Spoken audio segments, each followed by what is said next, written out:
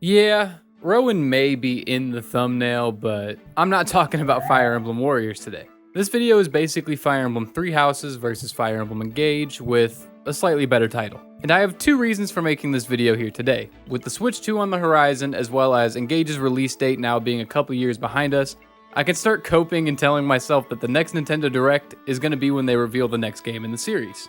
Seriously, whether it be Jogdrol remakes, Tellius remakes, or some new title altogether, I am just super excited for what the future of the franchise has to offer. Naturally, excitement for the future of the franchise comes along with a side of reflection and just thinking about the era of the series that we just went through. The other reason I'm making this video is because I've played through both of these games fairly recently, so this comparison has just naturally been on my mind a lot. Currently, I'm on my second playthrough of Fire Emblem Engage, playing through Maddening mode now, and it has just been a ton of fun. And as for Three Houses, recently me and a couple of buddies had this sick-ass 3-monitor, 3-switch LAN setup going on where we all played the game, but we're going through different houses, and it was just a ton of fun. The format I will be using to discuss and compare these games is this. There are three categories, the first one being audios and visuals, which I'm going to call general aesthetics, and then there's also story and characters, which I'm going to call anything with dialogue, and then there's also just the gameplay itself. For any sports ball heads out there, think about those super dishonest stat comparison head-to-head posts people like to make where pretty much if you arrange the stats right, you can make anybody look like the GOAT. It's just not a good or fair way to compare anything at all. Comparisons themselves are so much more complicated than just assigning things categories and then using those categories to decide what is better. But I like it. It makes writing this video a lot easier. It probably makes digesting this video a lot easier, so I'm gonna stick with that. And with that all being said, let's dive into our first category, general aesthetics. Okay, so I don't think Three Houses is the ugliest game ever made. I've seen more than enough AVGN to know what true garbage looks like. However, if I showed somebody Three Houses for the first time, and they said, Landon, this is the ugliest shit I've ever seen, I wouldn't sit there and try and defend the game. Yeah, Three Houses look kind of rough at release, and it has honestly only aged worse with time. And most of that claim falls on the shoulders of the monastery sections of the game. The battle maps themselves actually look pretty decent to even good at times. It's just that goddamn monastery, dude. It looks bad, it runs bad, there's loading screens out the ass, it's got ugly models and ugly textures everywhere you look. And please, whatever you do, do not zoom in too far on the battle maps on accident or else you'll go into this Warriors mode where the maps stop hair and beard fishing like I do and shit just gets ugly quick. I promise you I have good things to say about Three Houses' general aesthetics, it's just I had to get that out of the way. The fact that Three Houses works as a game at all is hugely impressive already, considering the fact it was built on the Fire Emblem Warriors engine. Like, I can't think of two genres of game that are more different, that being the Warriors type game and the tactical RPG that Fire Emblem is. Comparatively, however, Engage looks pretty fantastic considering it's on an Android tablet from 2017. Engage runs on a new and improved engine from Three Houses, and this is a change that can't just be seen, but it's literally felt while you're playing the game. Visually, Engage is super vibrant and colorful, which my childish ass is a huge fan of, and it just runs smoother as an experience than Three Houses does. Like, it doesn't have all of those annoying load screens, even though it still has some. And it also doesn't have what Three Houses does, which is maybe some of the worst UI design ever put into a video game. It might seem like a small thing, but UI actually matters a lot to me in Fire Emblem, considering the amount of speed and damage calculations you'll have to do. Having all of that information displayed in an easy way is super huge. It's why 3DS era Fire Emblem, even with all of their flaws, are still such great games. Having all of the information you need for combat clickable on the bottom screen is just such a smooth experience. By comparison, menuing in Three Houses just feels like nails on a chalkboard. It is just far too much, and too many of these menus look similar and do different things. I've gotten used to these menus after many and many runs of Three Houses, but after playing the game alongside some friends that aren't as into it as I am, it just revealed to me how bad these menus are. Again, Engage, while not being perfect in this front and is still a victim of having information overload at times, it's just a major step up in terms of usability and pure visual appeal.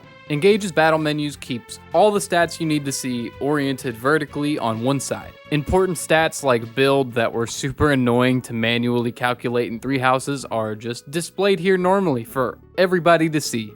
And on top of all of that, you get this super pretty model of the character versus 3 houses where you get this tiny little PNG. A small thing that isn't actually a small thing are the crit and special move animations. Thanks to the Game Boy Advance era of Fire Emblem, the bar for these animations are super high and they haven't been beaten since, and probably will never get beaten, honestly. Engage, however, is probably as close as we're gonna get to that GBA era crit animation, at least in terms of enjoyment. The emblem attacks and the transformations are all really cool, and it's super neat how each character has a different form for each ring.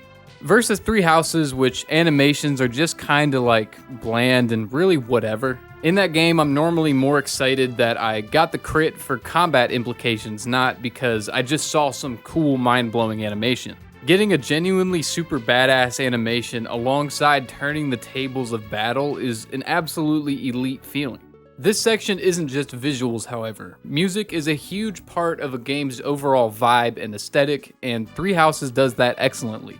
I'm not an OST and knowing all of the names of all of the video game songs kind of guy, but that battle theme with that swelling orchestra just lives in my mind. Like, I know the whole song at this point, and it has become one of the most iconic songs in the franchise to me. Trust me, if you've played the game, you know what song I'm talking about.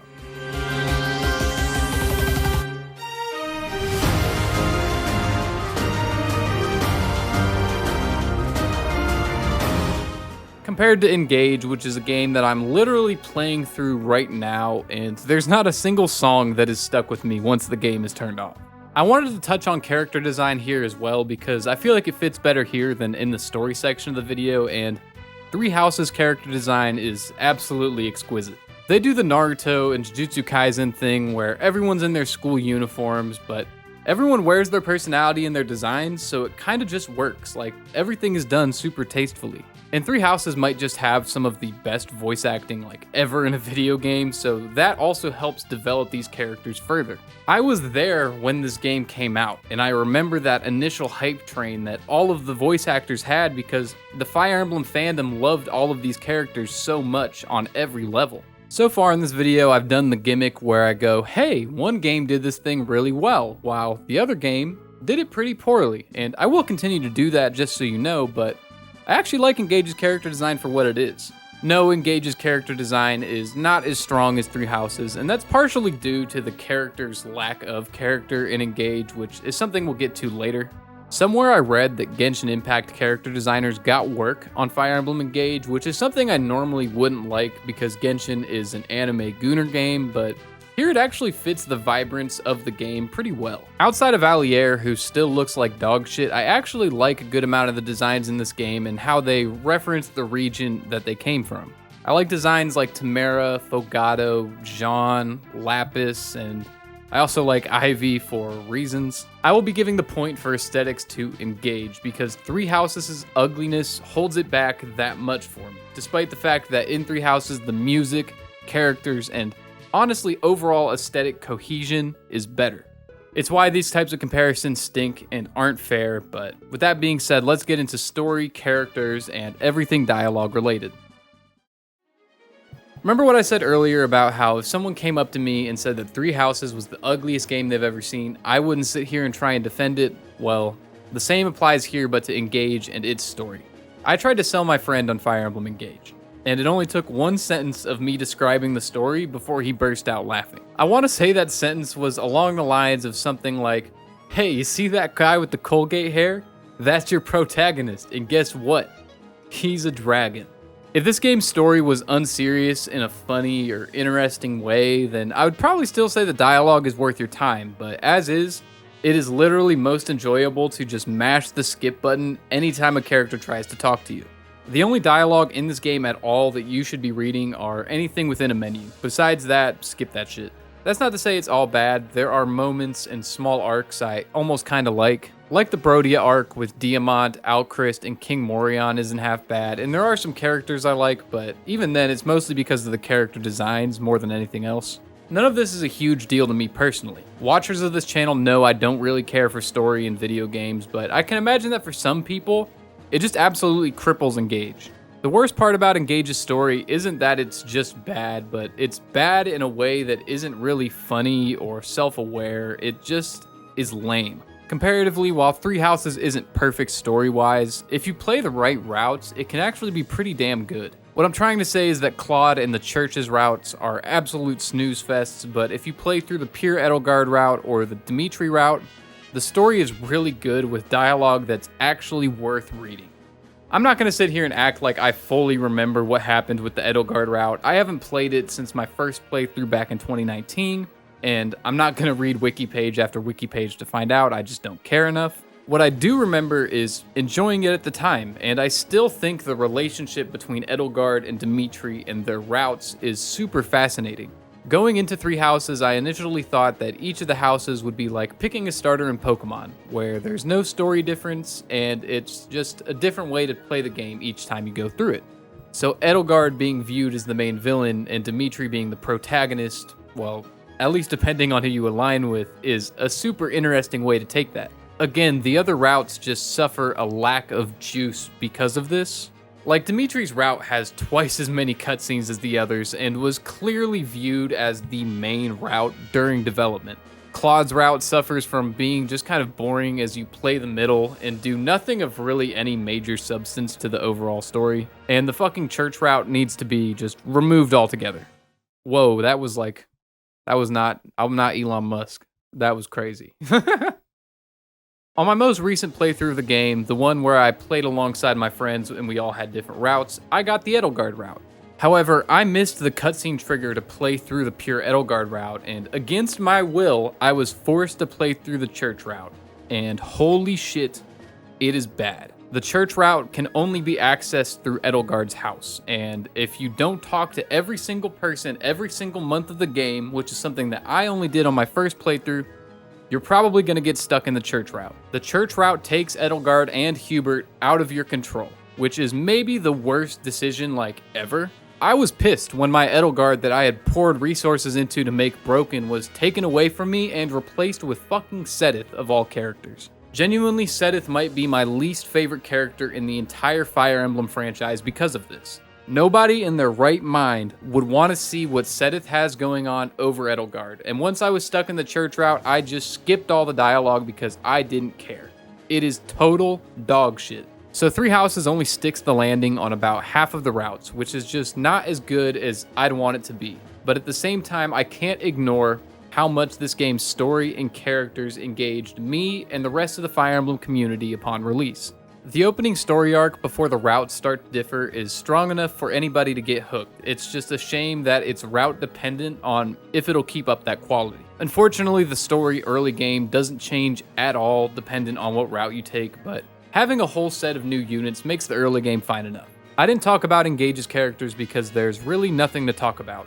Three Houses, on the other hand, however, has some of the strongest characters in the entire series. People loved these characters upon release so much that the voice actors became like niche internet micro celebrities for a hot minute. No matter the route, there will be characters in your house that you learn to love. Some of my personal favorites are Edelgard, Petra, Dedue, Felix, and I really like Lysithea a lot too. I like Raphael and Lorenz because they're funny, and honestly, Claude's house as a whole is just really unserious, and I love them. The characters here are magnificent, and it's honestly the strongest element of anything that Three Houses has to offer. I played through this ugly-ass game 4 times because I liked the characters just that much, and I don't even like reading. Three Houses, even with its problems at performing its own story at times, absolutely mops the floor with Engage. I'm giving Three Houses 2 points for this category because it is just that much of a wash. And with that all being said, let's dive into gameplay. So I'm re-recording this section of the video because audio files on my computer just love corrupting. And I don't feel like rotating out a bunch of random Fire Emblem games on the TV for background stimulation, so I just have this random fantasy anime up here that I will be gatekeeping. Before I dive into the gameplay section of this video, I just have a couple of caveats that I'd like to say first. First off, I will not be breaking down the base Fire Emblem gameplay as I already did it in this video here, and I just feel like if you've made it far in this video, there's no reason for me to explain shit like the weapon triangle or the grid-based tactical gameplay to you at all. Secondly, I don't like the Monastery or the Somniel very much, as they both feel super derivative of the base mechanic from the Tellius games. Like, they're all mainly tools for min-maxing your army, except where in the base things take seconds to do, in the Monastery and Somniel, it makes up like half of the game's runtime.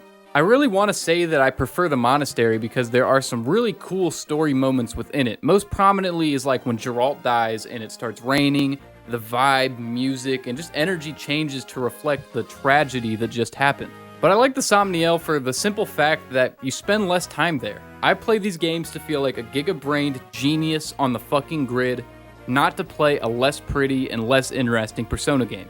So if I'm not going to talk about the base Fire Emblem gameplay, and I'm not going to talk about the Monastery and the Somniel, what does that leave to talk about? It leaves maybe the single most important element game to game, and it's something I'm going to call secondary combat mechanics. And this can range from anything to like combat arts, to skill inheritance, to how the class system works, etc. And these secondary mechanics are what makes the series as a whole so replayable to me. It's fun to go from game to game and to learn how to maximize these mechanics and learn how these mechanics are going to change your strategy and your approach to roster construction. To the untrained eye, Path of Radiance and Engage may look like games that play the same and just had a 15-year release gap. But in terms of strategy and the approach to clearing each map, these two games couldn't be more different. I will now go through both games and talk about these secondary combat mechanics that I both like and dislike. Starting with Three Houses, I just wanted to say that I love combat arts and I love their execution here. For a while, and maybe it's still a thing, honestly, I don't know, people would call the newer Fire Emblem games Skill Emblem. This is due to the increasingly complicated and verbose skill descriptions that require you to check every enemy unit just to see what skills they might have. I don't like it much personally, as I feel like that's just not where I want the difficulty in these games to come from, and I think combat arts are a really good way to slow down the skill power creep. Combat arts were introduced in Fire Emblem Echoes, but I like how they were done in Three Houses a lot more. The fact that to use combat arts you have to use up weapon uses is awesome. It incentivizes the player to not spam them, as eventually it will hurt your wallet. It's also a good way to ensure that the series doesn't become Skill Emblem, as these combat arts are player only. What the hell's going on this TV? Yo, this is fire. Why have I not watched this show? Hold on. Surely there's more secondary mechanics from Three Houses that I like, right? I like how magic was done with the limited uses per map. I wouldn't be opposed to that system coming back. But besides that, I have a lot more problems with the systems in place and the balancing of Three Houses than not. Okay, let's start with the class system. On a first playthrough, it's super promising due to the sheer amount of classes available. There's like 5 tiers of classes that all have their own unique skills and benefits associated with them, and that sounds awesome on paper, right? But once you learn which classes are the best with the best skills, and then you also learn that unless your unit is a flyer, magic user, or an armored unit, the class doesn't really matter, the whole system just becomes really abusable in an unfun sort of way. All the standard melee classes can wield all of the weapon types, and while yes, there are incentives to use specific weapons with specific classes, for example, like with the fair skills, those skills aren't impactful enough for you to not abuse the class and skill inheritance system. In my most recent playthrough of the Black Eagle's house, I put Edelgard, Caspar, Ferdinand, Petra, and Bernadetta in the Brigand class for the skill Death Blow, and it was objectively the best thing I could have done. Death Blow is a broken skill, as it gives you an extra 6 damage whenever you initiate combat, and this can scale up to 12 if you double attack, and if you have a way of quadruple attacking, it's 24 extra damage, which is an insane swing of damage.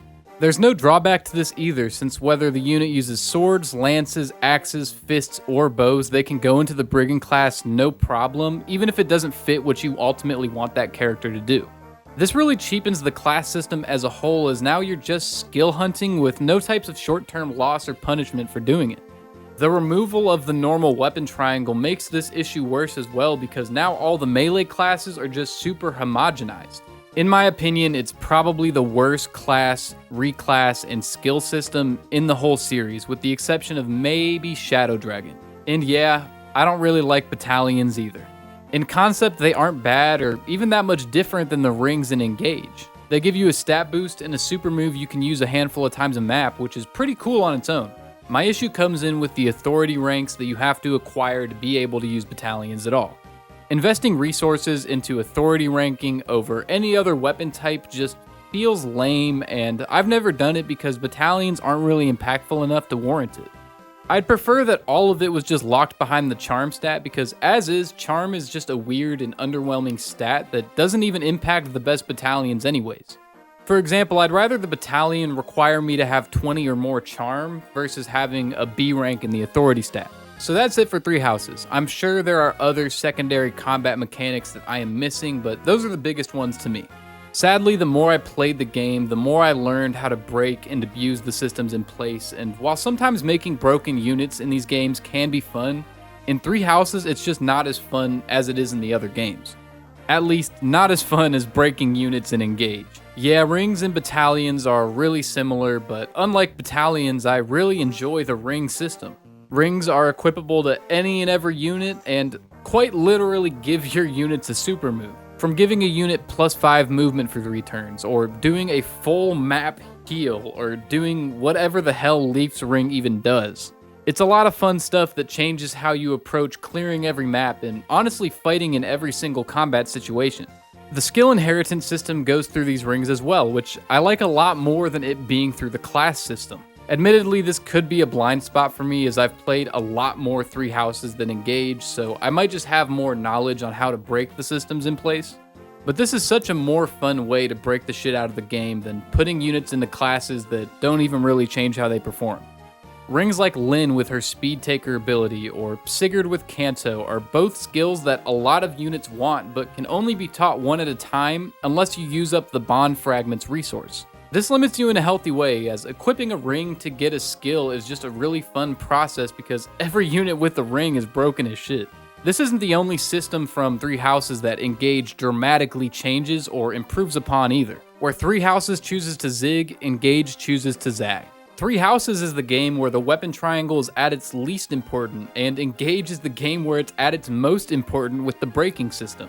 Classes went from largely unimportant to potentially as important as ever with the new class subtypes that give each class a minor skill or buff they can utilize. The only mechanic I'm sad didn't make the cut from 3 houses is the combat arts, but even then having the ring system and combat arts both in the same game would probably just be too broken. And if the trade-off for losing combat arts is now that your weapons won't run out of uses, I will take that trade every time.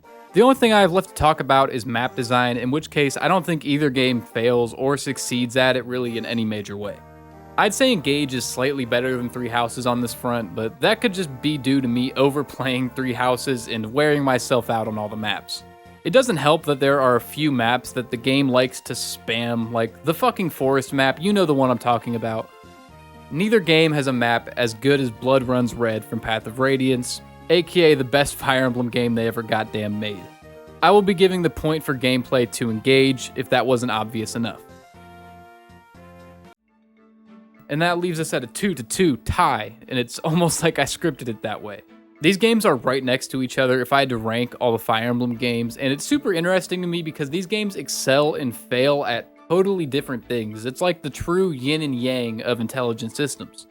It's a shame that 3 Houses has aged this poorly for me because I truly loved it at release. I remember playing this game like it was a full-time job for the first couple weeks. Even with its problems, it does deserve respect for both its scale and its experimentation. It's the first truly experimental Fire Emblem game since FE4, maybe Radiant Dawn if you want to be that guy. I can never hate this game for what it did for both the franchise and the community, but at this point, I just need a tea break. I don't want to play 3 Houses for like 10 years. One thing I kept telling myself during the recent playthrough of 3 Houses was that when this game gets remade in 20 years, it's going to be fucking awesome. Similarly to how Engage is mechanically super different to 3 Houses, my relationship with the game is also super different.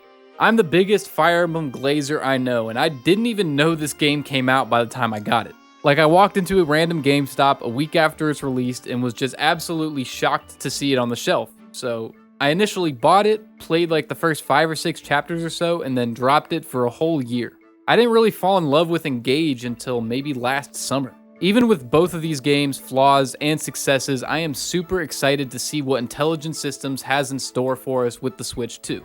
Three Houses excelled in its characters, plot, world building, and music, while Engage gave us the most pretty and fun Fire Emblem game of the last decade. More negative people may look at this like Intelligent Systems just can't put it all together, but this actually gives me more excitement for the future of the franchise. I believe that the next Fire Emblem game will be the one where the story, gameplay, characters, visuals, music are just all in alignment together. They have the new Engage engine and all the dev talent in the world to be able to do it anyways. And that'll be where I wrap things up. Yeah, I complained a good bit in today's video, but it's all out of love and passion for these games. I don't want anybody's takeaway from this video to be anything negative. I have a lot of love in my heart for both of these games, and I want the final message to be just how peak the franchise is and the excitement for the future. If you sat through this long-ass video that became a way bigger project than I ever meant for it to be, then you know I love you. Please like or subscribe if you enjoyed. Drop a comment down below if you have anything to say, whether it's agreeing with me, disagreeing with me, or whatever, really. There's a total possibility that I maybe didn't cover a mechanic fully right, or there's just an element of these games that I just didn't discuss and went over my head, and the comments are a great spot to further that discussion. After all, my brain is a very dumb one that does not have the entirety of FireEmblemWiki.org downloaded. But with that all being said, I hope you enjoyed, and peace.